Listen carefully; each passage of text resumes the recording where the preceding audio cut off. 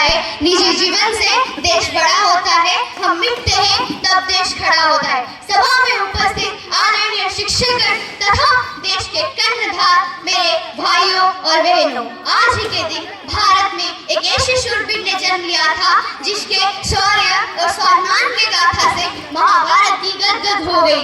तुम मुझे खून दो, मैं तुम्हें आजादी दूंगा, दिल्ली चलो, जय हिंद जैसे नारों से तथा आजादी फौज स्थापना कर एक नई जंग छेड़ दी थी। उनकी जोशीले नारों ने भारत को एकता के सूत्र में बांधने का काम किया था।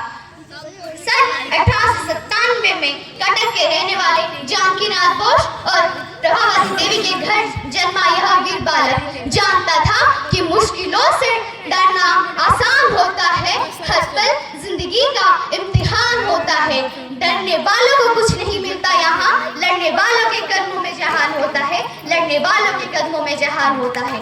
महान श्री क्रांतिकारी सुभाष चंद्र बोस जी ने कहा था कि मुझे नहीं पता इस संघर्ष में हम में से कौन जीवित रहेगा या नहीं, लेकिन यह जरूर पता है अंत तक विजय हमारी ही होगी। उन्होंने कहा था कि संघर्ष ने मुझे मनुष्य बनाया, मुझ में आत्मविश्वास उत्पन्न किया। उनकी बातों से प्रेरित होकर हमारे नागरिकों में और हमारे युवाओं में एक नई ऊर्जा का प्रेरणा और संचार होता है।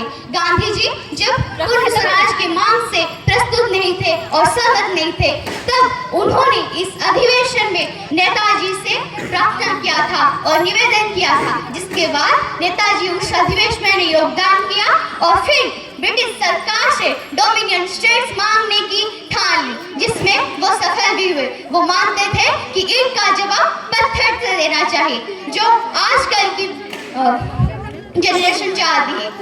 तो आज ही के दिन नेताजी का 128वां नेताजी जयंती मनाया जाता है। भारत की इस पुरुष की बस इतनी अमर कहानी है, देश की आने के खातिर उनकी मिट्टी में मिली जवानी है, उनकी मिट्टी में मिली जवानी है। मैं अपनी भाषा को विराम देने से पहले एक कविता के माध्यम से नेताजी के नेतृत्व और महत्व को इंगित करना चाहूंगी। घोर अंधकार है, उजास मांगता है देश, घोर अंधकार है, उजास मांगता है देश, प्रति जो छाया मधुआस मांगता है देश, प्रति जो छाया मधुआस मांगता है देश, कुर्बानियों का एहसास मांगता है देश। एक बार फिर से सुभाष चंद्र बोस मांगता है देश, एक बार फिर से सुभाष चंद्र बोस मांगता है देश। धन्यवाद, जय हिंद। 3 मिनट भी हुई नहीं है।